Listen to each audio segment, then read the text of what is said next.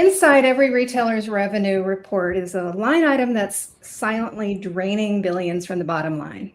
Chargebacks, those disputed transactions that reverse sales after the fact. While they grew 233% across e-commerce last year, this year, the rules that retailers have to follow just got tighter. So this is Retail OCD, and today we're excited to be joined by two guests who are going to help us make some sense of the chargeback wave that's hitting retail. And we're going to talk about what merchants can do to protect their revenue. So Josh, as an e-commerce retailer, I know that you have feelings about this. So I'm going to toss this over to you to open our discussion. Well, it's really great to talk with everybody this week, and I'm really quite excited after being on the road for the last 2 weeks. It's really nice to basically be back in my chair. But this is a really important topic. This is the topic that, is like Deanne shared with all of you at the beginning of this conversation. Chargebacks, friendly or otherwise, are draining both human people doing the actual lifting of trying to resolve the chargebacks, but also obviously your bank accounts. So I'm really quite excited about the guests we have on today, because these are people who are, experts in their industry. So first I have Stephanie McCool. She's VP Store and CX Operations. She was head of stores for Nicole Miller and separately Rebecca Minkoff. Now she's actually over with me at Omni Retail Enterprises, working on Steinmart and Lynn's Things and Franklin Mint and Model Sporting Goods. And then on the supplier side, or on the service provider side, we have Ellie, who is Director of Enterprise Strategy at Signified, which is a go-to service for myself when it comes to preventing chargebacks and obviously optimizing our payment processing. So welcome to the both of you, and let's get right into it, which is really the first big thing is people are now being taught to do chargebacks, right? Instagram, TikTok, there are videos about it. Come on, are you kidding me? Let's, Ellie, I'm going to throw it over to you first, and then I would love to get Stephanie's weigh in on this. What in the world is going on? I know that was a wild, actually, when you guys mentioned that, and I'm on Instagram, but I was like, wow, it never ceases to amaze me the loopholes that consumers will find to save money, get money back. And so, sadly, it's sort of the world we're living in, especially in the digital commerce world. I may take a couple steps back and just sort of re-emphasize what chargebacks are and sort of why they're important to merchants, because I think that's a really fundamental piece of the equation, which is, so as Josh was saying, it occurs when a customer actually disputes the charge with their bank, like their issuing bank, right? So let's say it's a $200 purchase and they're like, oh, I never made that, whether or not they did. That's what a chargeback is. So they're calling in usually, saying, that's not my charge. The merchant then is really forced to reimburse that transaction and absorb additional fees for the chargeback. And so that's another critical piece, is like, we're not just talking about the GMV of the purchase that they have to refund. They're actually getting dinged internally as low as $15, $20, but as high as, north of $75 to $100 per chargeback. So there's that piece of the equation. The other reason this is such an important sort of topic for merchants to honestly always keep their eye on is that beyond just the numbers, there's all sorts of incurred costs with like the operational piece of the equation. You've already shipped the good. There's operational overhead. There's like the loss of the actual goods themselves. There's the shipping component. There's, really just so much sort of processing overhead that happens. To Josh's point, you've got CX teams or CS teams that are actually taking that inbound. So there's a lot of other factors in equations that you really do that math. It's actually like 2 to 3 to 4 times higher than even the value of the transaction. So this is really why chargebacks matter to retailers. Is it's like this leaky bucket syndrome, right? It's after the fact, after point of fulfillment. And it's a lot of, it sounds like running rampant on now social channels, which is insane to me that people are finding this as a loophole, right? It's very similar to like calling in and having a claim, right? Like, oh, this was lost in the mail. It's a similar thing. I'm not surprised, sadly, but it is pretty wild that it's happening through channels like social. Well, it's being learned like everything else is being learned across the internet. So as you said, in the old days, the chargeback, someone used to call somebody else and say, hey, listen to what I figured out to not pay for something. And as you said, it's a huge multiple beyond just that net return of the dollars. Yeah, I saw a stat that said 1 in 5 frauds are driven by these tutorials they're seeing online. Wow. And I don't know. Yeah, that's a crazy high number. But And it also goes back to, so the history of it goes back to like the Truth in Lending Act and the Fair Credit Billing Act, which took it off of the consumer, except for anything under $50. And so it shifted all the responsibility, and it's extraordinary. You know, I come from the retail wholesale world of vendor chargebacks. I come from that world too, Barney. Actually, I was thinking the same thing. I was like, it's the vendor piece of it too. Same, just take it out of my pocket experience. Not that there are things like the Truth in Lending Act for wholesale retail. And now it's easier with digital automation for them to implement all those chargebacks. Josh knows that. You know, you miss a period in a purchase order number or a digit. Well, that was $200 Bloomingdale's used to charge you back. Here's the challenge, right? And Stephanie, I would love for you, having done in-store and now online and bridging this, here's the problem. Customers, I don't think they know that they're doing anything wrong. How do you make sure that they still have a value without basically being like, you know, like blowing up the world? Yeah, and that's what I wanted to touch on, right? So right now we're trending, and there was a study that 75% of chargebacks are coming from friendly fraud. And that does include your TikTok people, right? It's not organized retail fraud. This is still friendly fraud. And then within the friendly fraud, you have that bucket of the people who, and it's always been like this, if you look at physical retail, right?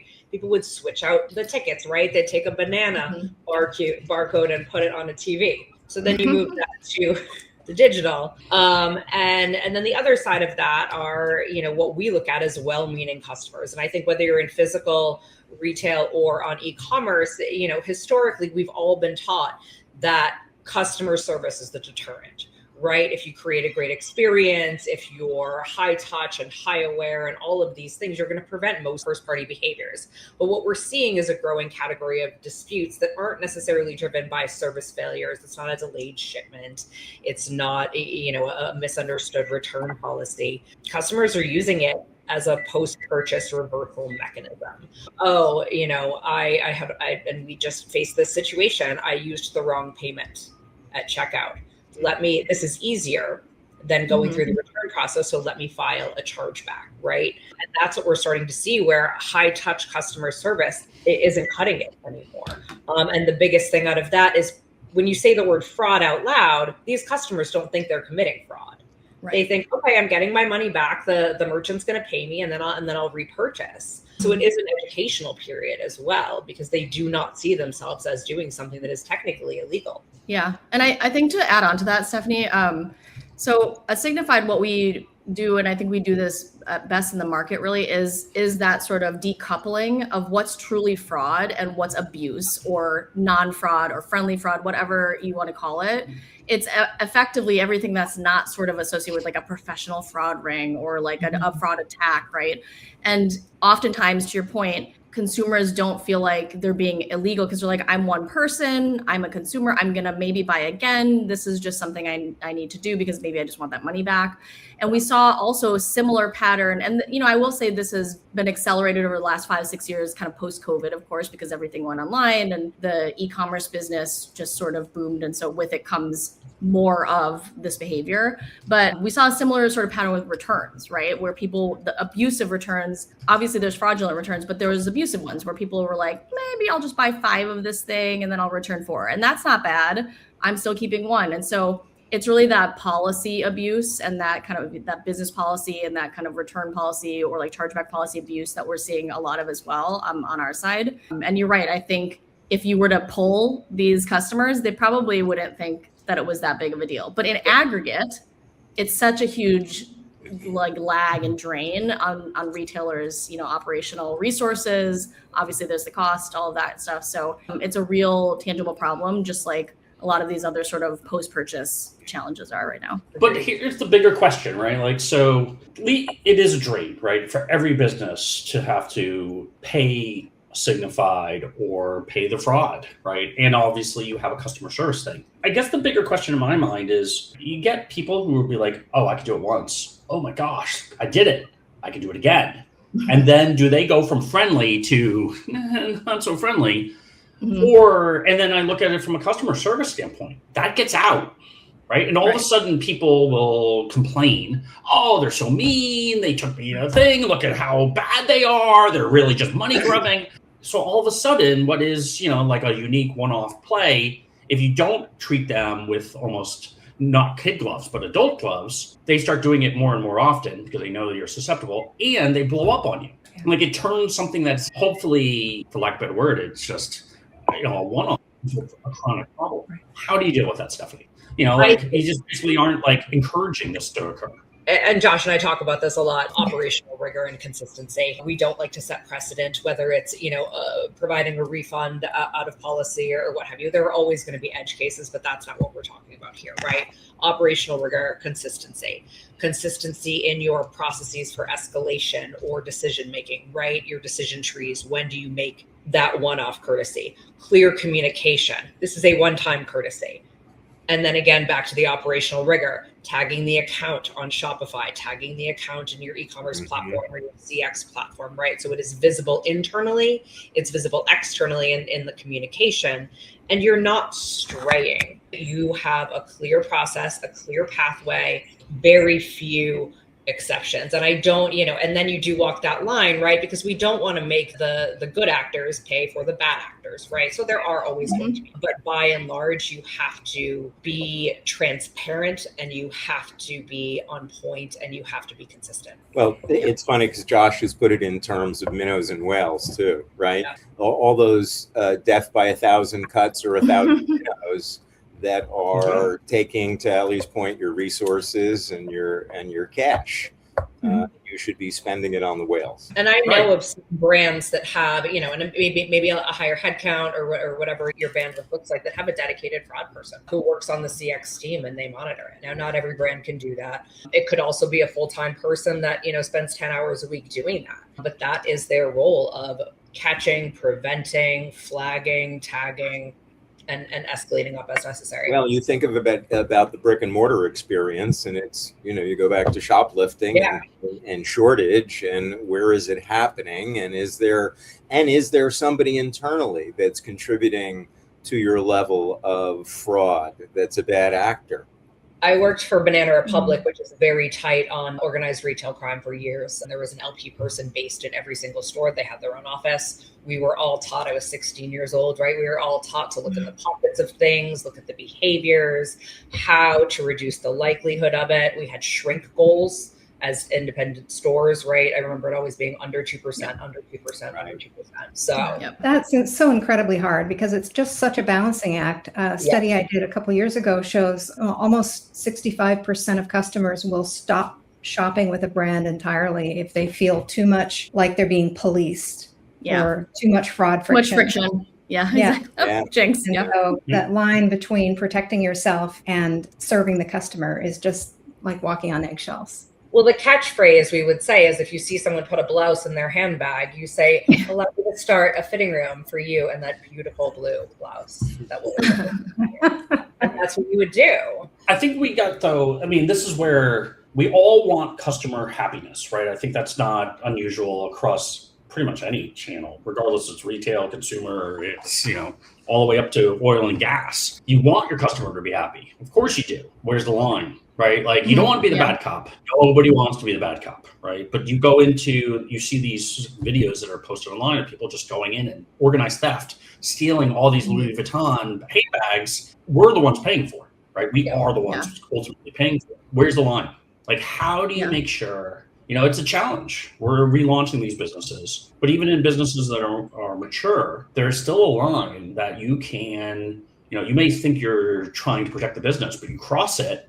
And now you're on the receiving end of some negative hostility, right? But you're also trying to save your bottom line at the end of the day. Right. How do you make sure? What do you do to reconcile this? I might proffer two things here. One thing to remember is that chargeback data, investing in real-time visibility and better reporting against chargeback data is critical, right? But we have to remember that this is like a lagging indicator. So like it is after the fact, right? It's well after the fact of order placement, well after fulfillment. And so it can often seem like you're chasing your tail because you're just sort of like, well, we just got this information and now we have to go back and feed it to the teams upstream that actually are going to do something about it. I think there's that reality of it, right? That is sort of a little bit of a whack-a-mole, if you will. And I hear that a lot from CX teams or fraud, teams or chargeback teams that we're constantly, on our back foot, right? I think the other thing I might put out there, which may sound controversial, but I can kind of talk through this, is it certainly is a drain and a drag on the business, but the balance that you're talking about, Josh, that's really, really critical. And so one thing we always talk about with our merchants that we work with at Signified is the goal always is to let as many good orders into your funnel as possible. And I'm not talking brick and mortar at this point, obviously I'm talking digital, but the goal is you want the widest possible funnel, right? Because you want revenue.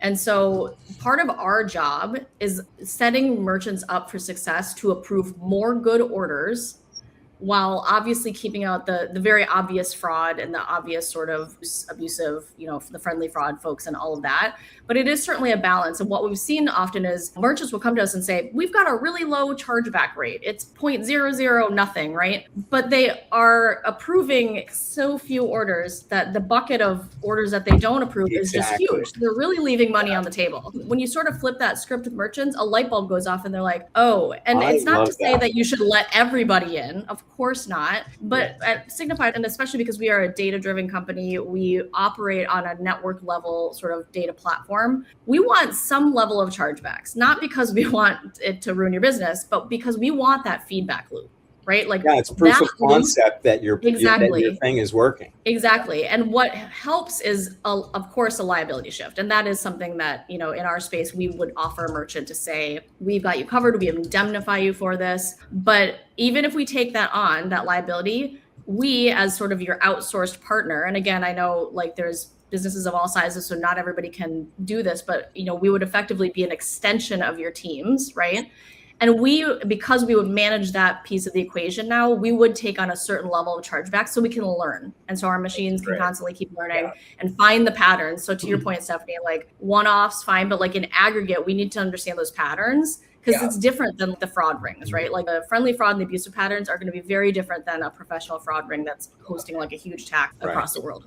And I think one thing, just to piggyback off of you, a lot of brands, when you talk to them about CX, you talk in terms of deflection. What's your deflection rate? What's your contact rate? How are you lowering it? How are you lowering average time? How is AI taking it, right? The one thing that has always resonated with me with digital CX in terms of this friendly fraud, the people who don't understand they're committing fraud, make it easier to speak to a human than it is to contact their bank and speak to a human. It's easy to get a hold of me via chat and I can refund you on the spot, easier than going through your bank. And even if I can't refund you on your spot, the businesses we're launching, we have system limitations, right? And we've paid the price for that. But explicit communication of how and why, to the extent that you can share. But to me, it is that human component. If you're deflecting and and 7 pages later they get to a chat, they've already filed. Okay, so here's the big question then. What do you do to stop it? You've been nice, you've done all the things, you've been as approachable as possible, putting on the business owner hat, right?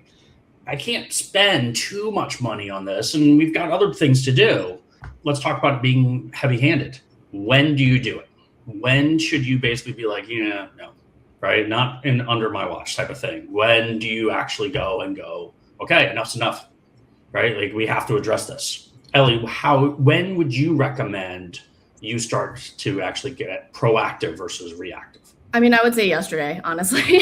But I mean, I think the reality is, if you are a merchant that is tracking this data and starting to see the patterns, my hope would be that you're also starting to assess your own business policies and your own threshold for risk. Because again, like every merchant is going to be slightly different as to how much or little they want to sort of let through the gates. And again, it's a balancing act. The other piece of the equation is if you do have a partner like a Signified or whatnot that can help you open up, again, that aperture a bit wider to start letting more good orders in, it will far outweigh any sort of cost downstream. But I do think it comes back to sort of and this is a highly cross-functional exercise, and I'm sort of looking at Stephanie. I come from the store world too, but like across all stores, digital, everybody, all the merchants, like what are those business policies? What is the threshold for risk? Like to Josh's point, like when is it just absolutely? Because those business policies will always supersede whatever partner, tech in your tech stack, like the partners you're working with to maybe help make some of those decisions. It's signified we always want to defer to what is the business need always, right? So we will always stop fraud, we'll help mitigate the chargebacks and do that representment process. But at the end of the day, it's that business policy that's really important as well, because there's a level of control that the merchants have to have, right, in your business. It can't just be completely like hands off the wheel. So I would say yesterday is sort of my answer to that. Like you should be looking at this and figuring out how much you are willing to take on. And again, I think the other exercise that goes with that, though, is if we just put complete lockdown, we pull up the drawbridge, we don't let anybody in, what is that doing for our top line, right? And really doing that analysis and working with a partner to figure that out. And is it worth it, right? It's maybe not worth it, yeah. I think from the operational, like in the weeds perspective, right, for me, the first time you commit fraud, you're banned. And that doesn't just mean a chargeback. That means you send us, and I'm going to use Josh's phrase, you send us a return that is a bag of rocks. You violate policy in any way, shape, or form that is controllable. You're banned. That's a, once I see that bad actor tendency and that desire to deceive us, that's it. Yeah, I like to apply human to human relationships, criteria. Yeah. In this, elements of trust and responsibility and accountability. Mm-hmm. And I think Josh was also speaking to, on an individual basis, perhaps, how do you deal with cutting somebody off, right? Is that part of the question? I guess the bigger question is, when is too much? Like this is the fine line. This is the problem. So at Diane von Furstenberg, one of our biggest hurdles was dealing with people who were literally, we called it friendly fraud, but they were wearing it once and then they would return it. Right? Yeah. Like this is technically, it's fraud. Yeah. Don't get me wrong. We still wanted them to buy from us and continue buying. There's plenty of people. Now the average price point of the product was, you're talking a $700 dress. You're not talking about something that's $12. So the reality is we had a problem with our return platform, because the return, you could go into a Walgreens, make a return, and the problem was the person behind the counter wasn't checking, and they would automatically give you a refund. And we were getting pots, we were getting rocks, we were getting things that clearly were not a dress. I'm like, I don't know how you could confuse this, because they're not actually giving it back in a box. They're literally saying, here you go, I want my money back. And we were just sort of like, what? The positive of that is you have a really good relationship with your customer. The negative of that is you're not getting back your dress, or you're getting it back where you can't resell it because it's not in a sellable state. You got to dry clean it, and you're not doing re-commerce with it. You're trying to resell it as new. Right. So where's the line? I mean, I feel like it's almost like a little bit of whining, like, oh my God, we're doing this. But at the end of the day, there is a line. Well, how much do you want that top line revenue, right? I mean, how much do you want that return revenue? Yeah. And is that person going to return? I think the other thing I might add to that, just to throw us maybe a slight wrench in there, is about the people that have come to you more than one time. You really don't know about the behavior of people that are coming to you for the first time. And so that's where I might even challenge Stephanie, the whole, like, if they've done it once, the friendly fraud, I mean, not the, sort of hardcore fraud, but like the abusive piece. It's like, if you could see their history before they even came to you, and they've actually never done that anywhere else, chances are they're likely, just statistically, they're probably an okay shopper. Are they the best shopper? Definitely not. But there could be some lifetime value there. But so that's sort of where the visibility piece, or like working with someone that actually knows about customers that have just never been to your site before, is really valuable. It's very, very compelling for merchants, because they're like, oh shoot, I've never seen this consumer before. They're on DoorDash, they're getting tickets, and they're airplane tickets, but they're a good consumer everywhere else. Let them in, let's see what happens. But you're right, downstream, they might have that first ding. It's sort of like, then how much do you want that revenue next time, is sort of my add on to Josh's comment there. Well, let me ask this question, right? So use me. I tend to return stuff to Amazon. I still buy a ridiculous amount from Amazon. I do too. I'm guilty too. Right? Except on something else like Walmart, I don't return anything. Like, it goes to the quality of customer. obviously I'm buying a ton from I look at my yearly end and I'm like, what did I do? But I guess the question is, there is technically an evaluation of customer type. Yes. It's a score. There's a score. When do you look at whales and minnows, Barney, we bring that up on a regular basis. I'm both a minnow for Amazon, but a whale for Walmart. But I'm also a whale for Amazon. I guess the bigger question is, how do you find the line? And, then how far do you take it to basically label them? Because a chargeback is a label. If a person does a chargeback, I automatically ban them, right? Like across every business I work on. Because I'm like, I just don't want to deal with it. And Stephanie will counsel me all the time. She'll be like, let's figure this out. Let's see if this is the right thing to do. She goes, normally I agree with you, but sometimes there's gray lines. When you get to scale, you may not be able to do that. So I guess my feeling here is, where's the line? How do you get out of clearly scoring a person? It almost depends on the different businesses that you're working with. It does. Yeah. You have to stitch together a lot of different planes of data, right? When you think about what you're actually doing when you are scoring or making a decision. That's what we call it, is like making a decision on a consumer. And it's not just the consumer themselves. It's who they are. And then it's what are they trying to do? So it's identity plus intent.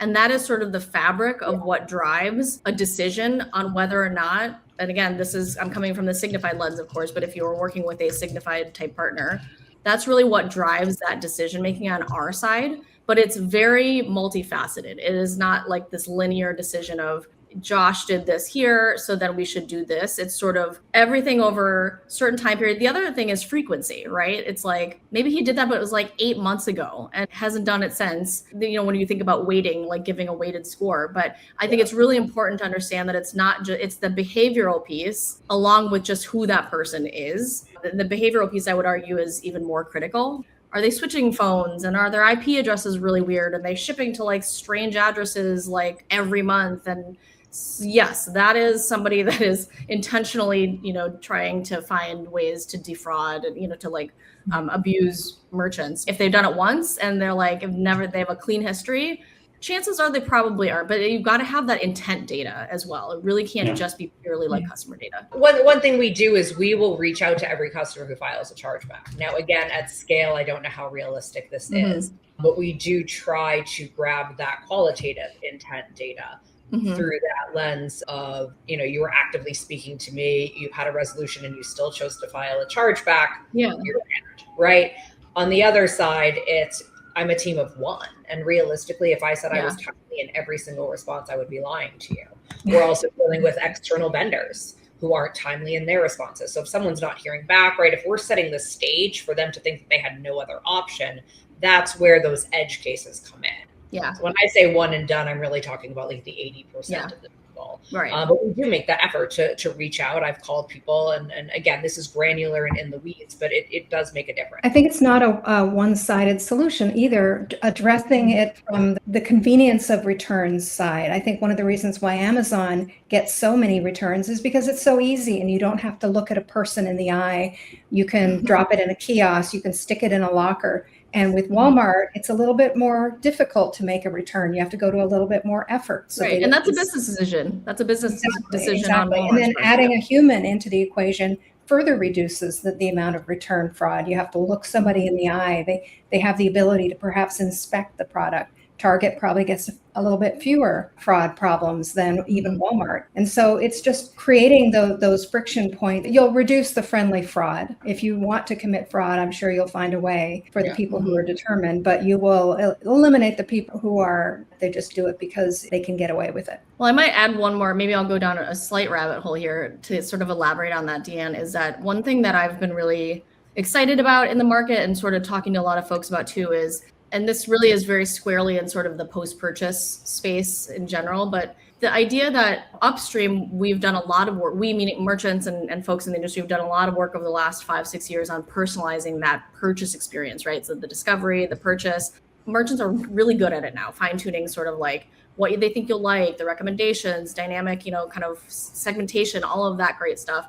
Downstream, we have to do the same thing because I think the result will be prevention in the first place, right? Because like I think the days of one size fits all return policies or, you know, chargeback policies and standards, like that is going away in the sense that if you can personalize on the inbound side, and that means either maybe in cart, you're showing somebody a slightly different return policy, or you're like, hey, I know that person did 3 chargebacks last month alone. They're getting final sale. Like and if they don't buy, fine, but like at least we don't get the chargeback downstream. Yeah. So there's really, I think, a lot of opportunity and a lot of work to be done on the inbound side to personalize and segment and get smarter, use our AI tools to actually have more bespoke sort of experiences for cohorts of customers to even just mitigate that in the first place. I think I have nothing to piggyback with. I just think that's a really good point. And we'll see retailers do that even with return policies of you're a frequent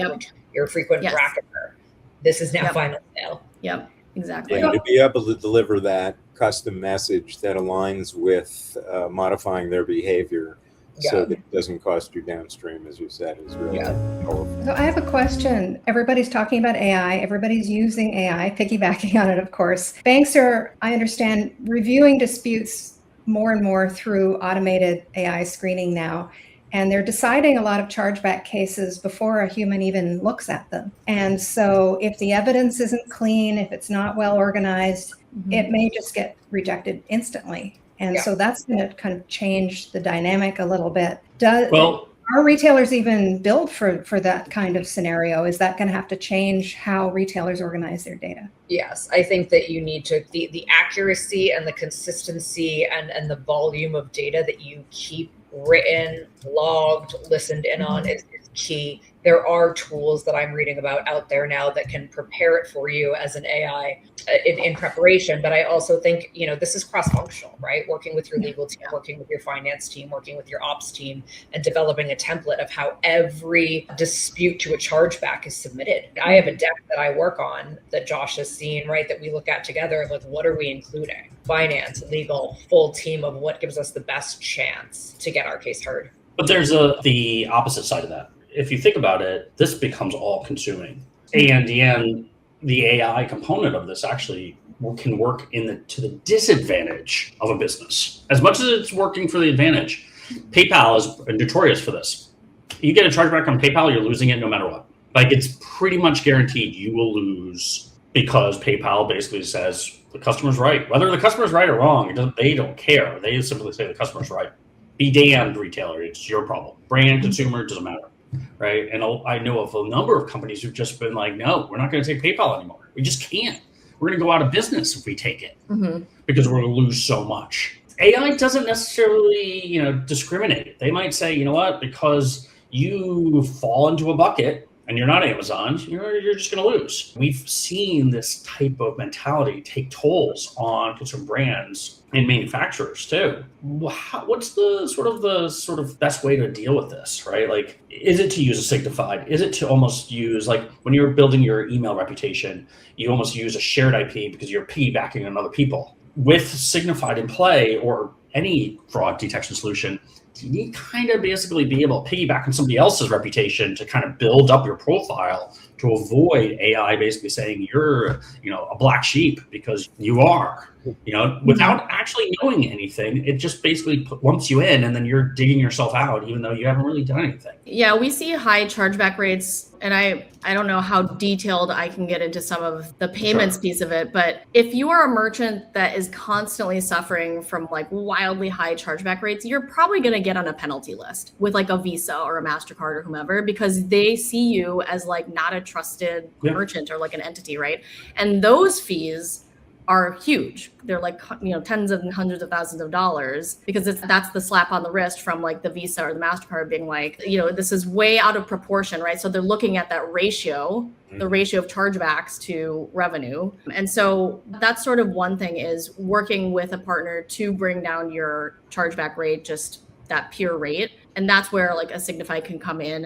We've got that network level data. And again, we can make better decisions on whether or not to even let that transaction through in the first place. So when you think about like the order funnel, right, your kind of raw orders or your like attempted GMV, that is the widest net that you're trying to cast. We sit right at that point of order confirmation to clean up the traffic downstream so that the Visas and the MasterCards of the world are starting to trust the merchants more, right? So we're sending more good traffic down funnel. So that is one of the biggest benefits of working with a partner that's going to help you clean up that traffic and like get you off the naughty list, right? Like it's like nobody wants that. A, the fees are crazy, but B, you're missing out on so much. You're missing out obviously on the revenue piece of it. And it's again, draining like resources to even have to deal with this. So working with a partner that can sit before that authorization even happens and send cleaner traffic. We have direct partnerships really with, all of these banks, Capital One, Synchrony, Barclays, you name it. These are the folks that we're talking to on a regular basis, and we trust partners like Signified because we have more info than them. I mean, that's just sort of the short answer, right? Like a bank has very little information about the consumer. And so when we sit ahead of the bank, we can kind of be like, we're gonna, walk in front of you, right? And sort of weed whack our way through before you ever have to deal with this. And we'll send you good, clean customers and good, clean orders. Cool. So understanding all of that, without obviously talking about the payment side, when do you engage a Signified? The reality is I worked at Destination Fraternity and we actually sat down with Signified, and Forder and others in the industry. And then we looked at our chargeback rate.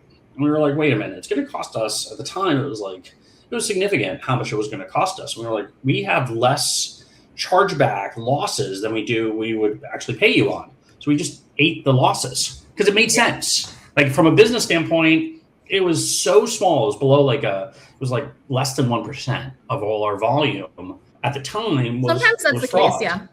But, Liz, what's the best practice? When do you actually engage? I mean, sometimes when you're building a business from the start, you don't need it because you don't have enough history to even warrant being able to say, you know what, I should go down that path, or you know what, it's a luxury that of all the other things I'm used to spend money. Yeah, what's the volume level at which it makes sense to engage? I mean, we have folks that SMB all the way through, obviously, to upmarket, top 200 online retailers that we work with. So we really do run the gamut in terms of volume, like the volume that retailers will come to us with. There's a couple things there. I think it's never too late, and especially if you're a brand that is growing exponentially, this is something you need to do sooner than later. Again, to protect and grow that top line revenue, right? We're talking revenue optimization at this point, right? Like, so if you're at that kind of cusp where you're like, we want to get to that next level, right? We're like the next Skims, we're the next whatever, but we can't figure out a way to do that. That's sort of one compelling argument. The piece about having lower chargebacks or just being a smaller business that just doesn't like chargebacks is sort of small. We definitely see that. One thing I will say is that merchants need to take into consideration the total cost of fraud. And that is not just the chargebacks piece. That is the operational cost. Do you have, even if it's 1.5 team members or whatever, I was just talking to somebody and they're like, we have like 1.5 team members that's still payroll, that's still money. It's still resources that can be directed elsewhere in the org if you want, or it's, like we don't even want that team anymore. There's a lot of operational piece that people aren't taking into account. So there's chargebacks, there's operations. There's also obviously who you're paying today, because let's just say you're using your PSP, like your payment, gateway, to do a light fraud check. You are paying for that, right? Like you work with Adyen, for example, and you're using, their screening. It's not going to be as robust, but you are still paying for that. So there's all these sort of line items that I think merchants actually tend to forget. And when we lay it out, they're like, oh, whoa, I actually didn't realize I was spending so much money on this. It's verticals too. I think fashion, beauty, and home goods are the highest amount of chargebacks. Yeah. So that's just one piece of the equation. And it certainly can be very small drop in the bucket. Usually when we see that though, Josh, honestly, it's someone's like, oh, it's a 0.000 nothing. And then I'm like, what's your approval rate? Like, again, at the top of the funnel. Because generally what we see is that they're not approving nearly as much revenue as they could be. And that's sort of, again, that balancing act that we like to dig into. We tend to see people come to us when they have a problem. That's the reality. They're like, oh my gosh, we just had a huge fraud attack or account takeover or, a huge chargeback issue, like a huge spike last year, like all of the things, right? That they usually come to us after the fact. But I would say if you're even thinking about it, none of that has happened to you yet, then be strategic in finding and starting to evaluate a partner that could help you avoid that in the first place, because then you're avoiding some pain downstream, right? And sort of some tears downstream if you can start working with a partner earlier on.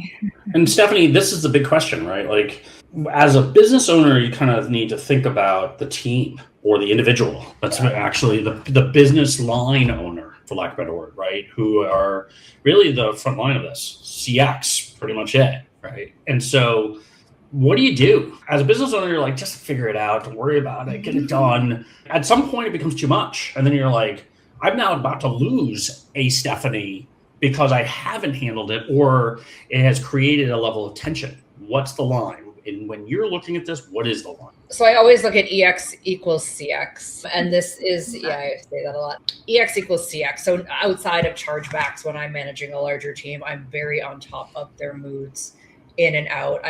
We know that as much as we love our customers and all of these wonderful things that we do, 9 times out of 10, you're sitting down for a day of people coming at you complaining, right? So I think that it ties back to knowing and understanding your team.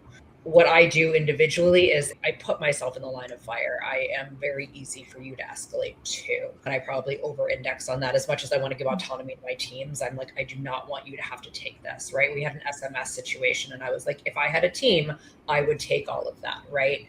Before we even get there. I think the other thing from like a VP level is give CX a seat at the table, because we can sit down. This is a cross-functional issue.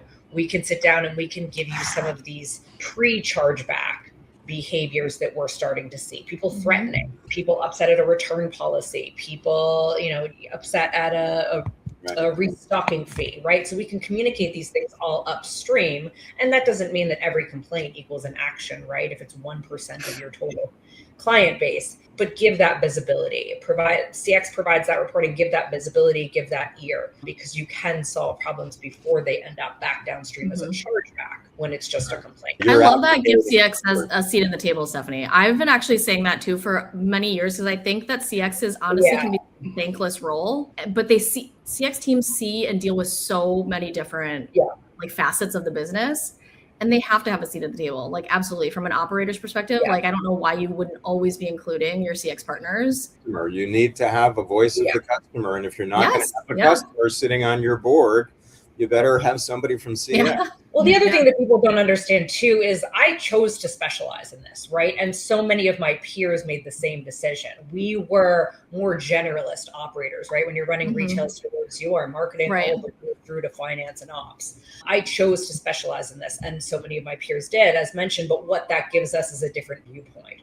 We are not just coming from a siloed perspective of it's CX, it's inbound, it's amplified, it's chaos. No, we understand product, we understand buying, we understand the top line, we understand ROAS across the board, maybe not at the level of expertise that someone like Josh in digital marketing or someone in tech does, but we have that big picture and we've done this strategically and we can bring that to the table. There, I've spoken for my people. No, I'm going to add that EX equals CX. I wrote that down. And I'm going to steal that.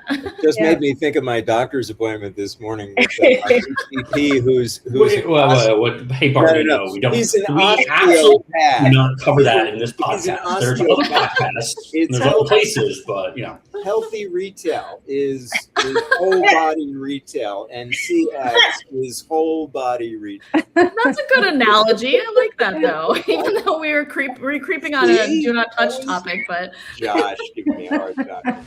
Josh is turning red right now. I'm not turning red. I'm sort of like figuring out how we're going to edit this out. There can be edits. I guess the last big topic is, when do you just call in the towel? When do you just basically say, you know what? We're going to let this thing go through.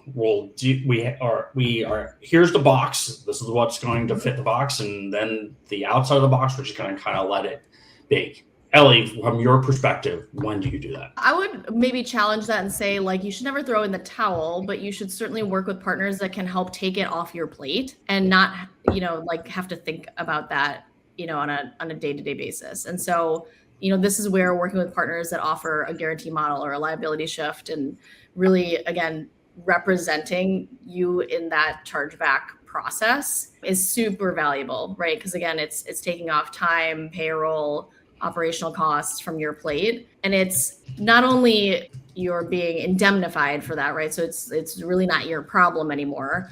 So we're underwriting you for that. Again, you're getting the benefit of the feedback loop of the chargebacks that are coming in that, again, your teams aren't handling, so you don't have to worry about it as an operational drain, but you're still going to be the recipient of that really rich and important data, that feedback loop that's going to, again, help service your business as a whole. So I don't think it's about throwing in the towel, but I do think it's about augmenting and evolving your teams. And again, to Stephanie's point, like these CX teams are really valuable. These are teams that can do upsells and product knowledge and other things besides chasing down a chargeback, right? That's not a great use of the teams that are like the subject matter experts for the brand. It's not a great use of their time. So I would say it's not throwing in the towel. It is figuring out how to partner and take it off your plate. It's never going to go away, officially, but I think you treat it as a data signal and not a cost center. Then things start to change for your business and you start to think about it in a more strategic way. I would agree and say you don't throw in the towel, but I'm going to provide more evidence that I am a forever retail girl. You're trained, right? You're on the phone with the customer, customers in front of you. Who comes first? It's always the customer in front of you. So fighting chargebacks and everything that we've discussed is very important. It's important for top line. It's important for bottom line. It's important for our reputation, but it's always going to be second tier to the customer in front of me that needs me, to the team that needs me, to a coworker that needs me, right? Like that is that is going to always be the priority. And I'm not going to shift that focus away from the bad actors. I'll stop using that.